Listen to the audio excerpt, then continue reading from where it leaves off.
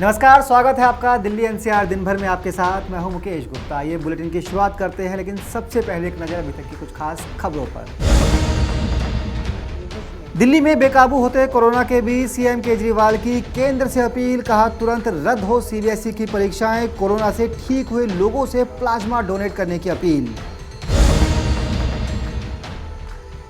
दिल्ली के इन 14 प्राइवेट और 4 सरकारी अस्पतालों में अब होगा सिर्फ कोरोना का इलाज। कोरोना से बिगड़ते हालातों के बीच सरकार ने लिया अहम फैसला।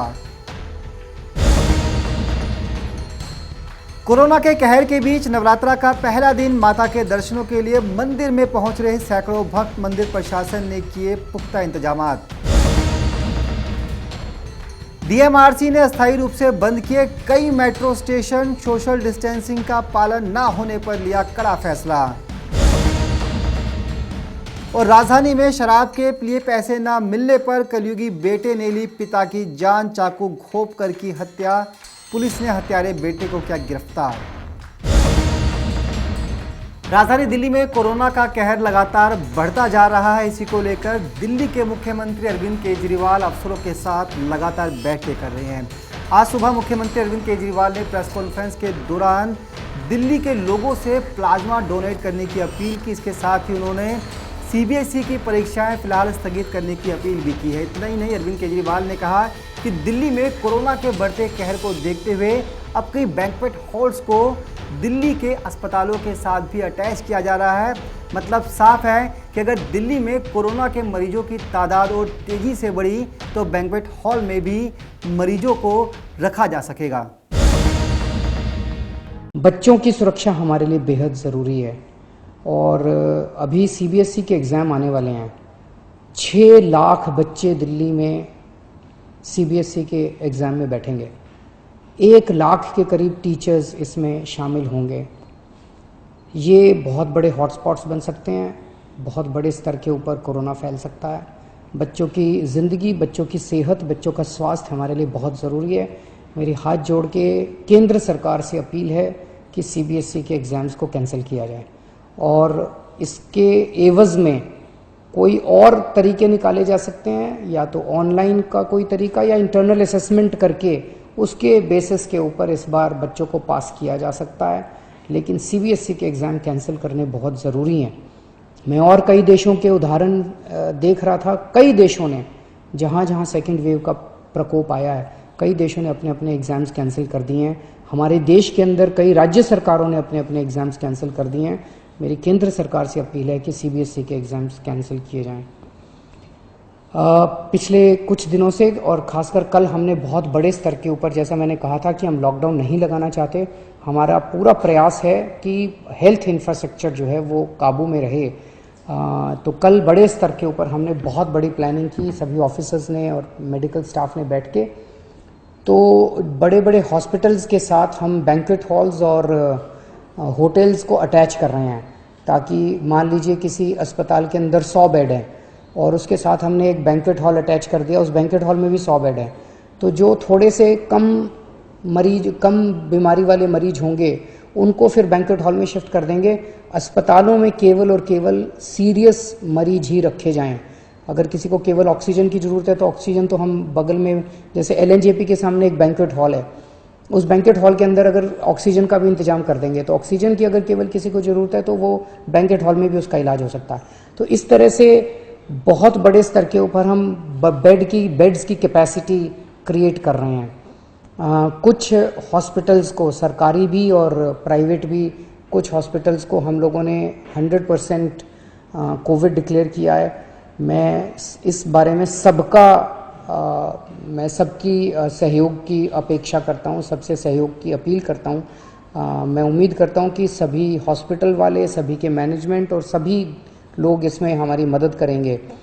मैं समझ सकता हूँ कि जो दूसरी नॉन कोविड बीमारियाँ हैं, अभी भी दिल्ली में केवल ये 14 नहीं है, बहुत सारे हॉस्पिटल्स हैं, लेकिन दिल्ली में अगर किसी जो प्लान्ड सर्जरीज हैं अपनी, जैसे मान लीजिए किसी को नी रिप्लेसमेंट कराना है, किसी को, ये महीना, 2 महीना, 3 महीना डिले हो सकते हैं।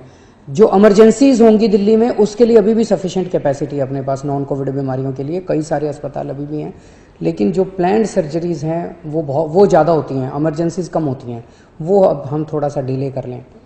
दूसरी चीज़, इस टाइम जैसा मैंने कहा कि सबसे इम्पॉर्टेंट हमारे लिए होगा कि हम अपनी अस्पताल की मैनेजमेंट को कितना कड़ाई के साथ हम इसको ठीक कर रख पाते हैं। अगर हमने हॉस्पिटल्स की और हेल्थ इंफ्रास्ट्रक्चर के मैनेजमेंट को ठीक कर लिया तो हम इस वेव को बहुत आसानी के से, बहुत अच्छे से हम इसको पार पाएंगे। तो हमने एक और एक्सरसाइज कल से शुरू की है कि एक एक पेशेंट जो हॉस्पिटल्स के अंदर हैं उनको ये देखा जा रहा है कि अगर ये हॉस्पिटल, डॉक्टर्स चेक कर रहे हैं, सभी डॉक्टर्स चेक कर रहे हैं कि अगर वो पेशेंट घर में ट्रीट हो सकता है तो उस पेशेंट से रिक्वेस्ट की जा रही है कि आप अस्पताल का बेड खाली कर दीजिए, आपका घर चले जाइए। घर पे हम घर पे जब आपको भेज रहे हैं तो अपना पल्ला नहीं झाड़ रहे, हाथ नहीं झाड़ रहे। हम घर के ऊपर अंदर भी, आप जब घर जाएंगे आपकी हम कांस्टेंट मॉनिटरिंग करेंगे, हमारे डॉक्टर्स आपको लगातार फ़ोन करते रहेंगे। आप जब घर जाएंगे आपको ऑक्सीमीटर देके भेजेंगे। अगर आपकी घर में बीमारी जरा सी भी गड़बड़ हो गई तो वापस आपको हॉस्पिटल ले आएंगे। तो हॉस्पिटल में, प्राइवेट में भी और सरकारी में भी हम डॉक्टर्स की टीम्स, वहीं लोकल डॉक्टर्स की टीम्स एनालाइज कर रही हैं हर हॉस्पिटल की कि अगर आपको बेड की ज़रूरत नहीं है तो आपसे रिक्वेस्ट किया जाएगा कि आप घर जाके अपना इलाज करा लीजिए या बगल के बैंक्वेट हॉल में या वो दूसरे होटल में शिफ्ट हो जाइए। इसमें मेरी सबसे रिक्वेस्ट है कि आप डॉक्टर्स की सलाह के मुताबिक उनके साथ कोऑपरेट करें, उसमें ज़िद ना करें, बिकॉज हमें पूरी दिल्ली को संभालना है। राजधानी दिल्ली के 14 प्राइवेट और 4 सरकारी अस्पतालों को पूरी तरह से कोविड हॉस्पिटल घोषित कर दिया गया है। कोविड हॉस्पिटल घोषित होने का मतलब है कि इस अस्पताल में अब सिर्फ कोरोना के मरीजों का ही इलाज होगा। आइए आपको दिखाते हैं कि वो 14 अस्पताल और 4 सरकारी अस्पताल कौन कौन से हैं। राजधानी दिल्ली में कोरोना वायरस की रफ्तार दिन प्रतिदिन बेकाबू होती जा रही है। कोरोना की चौथी लहर ने दिल्ली में अब तक के सारे रिकॉर्ड तोड़ दिए। सोमवार को राजधानी में कोरोना के 11,491 नए मामले रिपोर्ट हुए और 72 मरीजों की मौत हुई है। संक्रमण दर बढ़कर 12.44% हो गई। कोरोना पर काबू पाने के लिए दिल्ली सरकार ने कई महत्वपूर्ण फैसले लिए हैं। कोरोना के बढ़ते खतरे के मद्देनजर दिल्ली के 14 प्राइवेट और 4 सरकारी अस्पतालों में अब सिर्फ कोरोना का इलाज संभव हो सकेगा। अगले आदेश तक इन अस्पतालों में गैर कोविड-19 मरीजों की भर्ती नहीं हो सकेगी। जिन प्राइवेट और निजी अस्पतालों को कोविड डेडिकेटेड अस्पताल बनाया गया है, चलिए बताते हैं उनका नाम। अब सिर्फ इन अस्पतालों में होगा कोरोना का इलाज। Indraprastha Apollo hospital Sarita Vihar, sir Gangaram hospital, holy family hospital Okhla, Maharaja Agrasen Punjabi Bagh, Shri Balaji action medical institute Paschim Vihar, Jaipur golden hospital Rohini, Max hospital Shalimar Bagh, Fortis hospital Shalimar Bagh, Max hospital Saket, Venkateshwar hospital Dwarka, Mata Chanan Devi hospital Janakpuri, Pushpavati Singhania hospital Saket, Manipal hospital Dwarka, Saroj super speciality hospital, Ambedkar Nagar अस्पताल, RGSS hospital, DCB hospital, Burari hospital. आपको बता दें कि दिल्ली में corona सक्रिय मामलों की संख्या 38,095 हो गई है। दिल्ली में कोरोना के अब तक कुल 7,36,688 मामले सामने आ चुके हैं। दिल्ली में अभी 19,354 लोगों को होम आइसोलेशन में रखा गया है। दिल्ली स्वास्थ्य विभाग के मुताबिक दिल्ली में अब तक कोरोना के कुल 11,355 लोगों की मौत हो चुकी है, जबकि पिछले 24 घंटे में 7,665 लोग कोरोना से ठीक होने के बाद अब तक कुल 6,87,238 लोग दिल्ली में कोरोना को मात दे चुके हैं। सीएम अरविंद केजरीवाल ने दिल्ली में कोरोना के बढ़ते मामलों पर गंभीर चिंता जताई। उन्होंने कहा, यह कितना विरोधाभास है कि वैक्सीन आने के बावजूद कोरोना तेजी से फैल रहा है। जिस तेजी से कोरोना फैल रहा है, अगर उससे ज्यादा तेजी से वैक्सीनेशन कर देते तो हम कोरोना को काबू कर सकते थे। हमें कोरोना को हराने के लिए उससे ज्यादा गति से वैक्सीनेशन करना चाहिए। ब्यूरो रिपोर्ट, नवोदय टाइम्स, नई दिल्ली। आज से देश भर में नवरात्रों के पावन दिन शुरू हो गए हैं। उसी को ध्यान में रखते हुए दिल्ली के मंदिरों में सैकड़ों की संख्या में श्रद्धालुओं का पहुंचना भी शुरू हो गया है। हालांकि कोरोना काल के बीच नवरात्रों को देखते हुए मंदिर प्रशासन ने इस बार अपनी कमर कस ली है। मंदिर में आने वाले श्रद्धालुओं का हाथ सैनिटाइज किया जा रहा है, तो साथ ही लोगों से सोशल डिस्टेंस अपनाने की अपील भी की जा रही है। आपको दिखाते हैं कि कोरोना काल के बीच नवरात्रों का पहला दिन मंदिरों में कैसा रहा।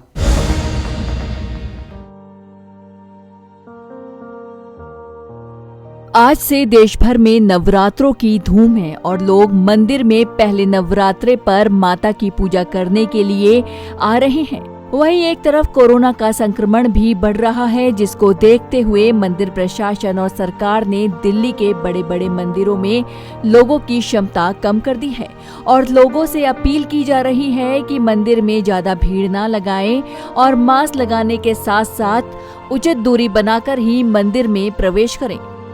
ये दिल्ली के जहांगीरपुरी में स्थित गौरी शंकर मंदिर की तस्वीरें हैं, जहां श्रद्धालु माता की पूजा करने आ रहे हैं और कोविड के नियमों का पालन कर रहे हैं। तस्वीरों में आप देख सकते हैं कि मंदिर में मास्क का वितरण हो रहा है और साथ ही श्रद्धालुओं के हाथों को भी सैनिटाइज किया जा रहा है। माता जी की कृपा से हर जो है बीमारी दूर रहेगी और पूजा पाठ करने से बहुत अच्छा रहेगा। कोविड के जो नियम हैं, हाँ जी, उसको नियमों का पालन तो करना है। मास्क जो है अवश्य जरूर लगाए रहें और काफ़ी थोड़ा दूरी बना करके ही रखें। कैसे यहाँ पर? हाँ, इससे भी बहुत अच्छा होगा। जब भक्त लोग आते हैं इससे माता जी सब जो है कर दूर करेंगे, कर देंगी माता जी। अपनी क्या चाहे आप लोग? भगवान से ही प्रार्थना करो कि हे भगवान हमारे यहाँ जो है बीमारी दूर रहे, हमारे सारे संकट दूर करें। इस मंदिर के पुजारी का कहना है कि यहाँ कोरोना के बढ़ते आंकड़ों को देखते हुए मंदिर में कोविड प्रोटोकॉल पर विशेष ध्यान दिया जा रहा है। साथ ही इस बार भंडारे का भी आयोजन नहीं किया गया है ताकि किसी भी तरह से ये वायरस ना फैले। नवोदय टाइम्स के लिए करुणा ठाकुर के साथ अनिल कुमार की रिपोर्ट, दिल्ली।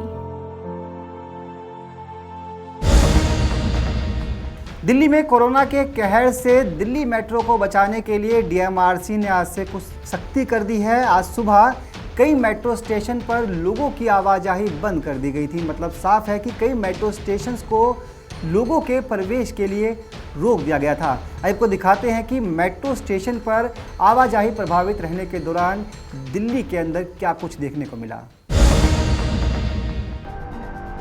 राजधानी दिल्ली में कोरोना वायरस संक्रमण के बढ़ते खतरे और प्रभाव के मद्देनजर दिल्ली मेट्रो रेल निगम ने भी सख्ती दिखानी शुरू कर दी।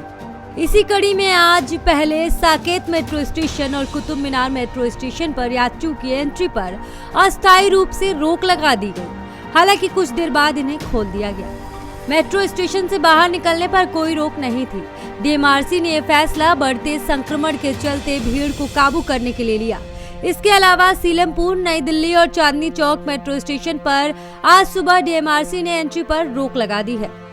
बताया जा रहा है कि आज सुबह यहां पर अचानक भीड़ बढ़ गई, जिससे यात्रियों के बीच कोरोना वायरस संक्रमण के मद्देनजर शारीरिक दूरी का पालन नहीं हो रहा था। ऐसे में मेट्रो अधिकारियों ने तत्काल फैसला लेते हुए साकेत, नई दिल्ली, चांदनी चौक, सीलमपुर और कुतुब मीनार मेट्रो स्टेशन पर यात्रियों के प्रवेश पर रोक लगा दी। दिल्ली मेट्रो ने बताया कि इन मेट्रो स्टेशनों के प्रवेश द्वार इसलिए बंद है ताकि भीड़ को कम कर सामाजिक दूरी के नियमों का पालन हो सके।